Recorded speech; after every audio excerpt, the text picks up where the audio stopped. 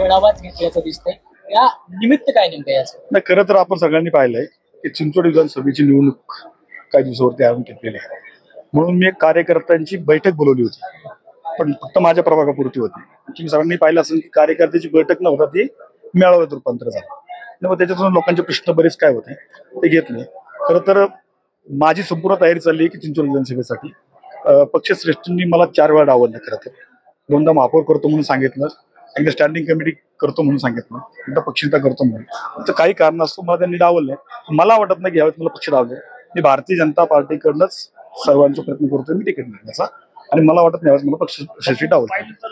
तुम्हाला आता मोठं आव्हान समोर आहे. शहराध्यक्ष विद्यमान आमदार एकाच घरात वाद सुरू झाला, तर त्यात तुम्ही आता दावा केला. खरं तर या संपूर्ण शहराला माहिती आहे की स्वर्गीय लक्ष्मणभाऊ जगताप असताना या मतदारसंघामध्ये त्यांनी 3 निवडणुका फक्त विधानसभेची लढवल्या. त्या 3ही निवडणुकीसाठी प्रचार फक्त शत्रुघ्न काटे होता.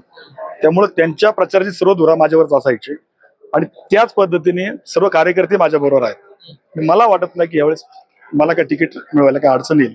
मी कुणाचं आव्हान आहे, प्रत्येकाला मागण्याचा अधिकार आहे, ते मी काय म्हणत नाहीये. पण आव्हान असलं तरी मला वाटत नाही की यावेळेस पक्षश्रेष्ठी मला डावले, कारण मला 4 वेळा पक्षश्रेष्ठी डावलले. आणि त्याचा तुम्ही आज जर पाहिलं की जनमानसामध्ये त्याचे प्रसाद उमटत आहेत की चिंचवड मतदारसंघामध्ये भारतीय जनता पार्टी बरोबर जे 5 वर्षांमध्ये काही पदे देता आली, त्याच्यामध्ये चिंचवड विधानसभेमध्ये बऱ्याच ठिकाणी ती देता गेलेली नाही. त्यामुळे खूपसा आईतला वर्ग नाराज आहे.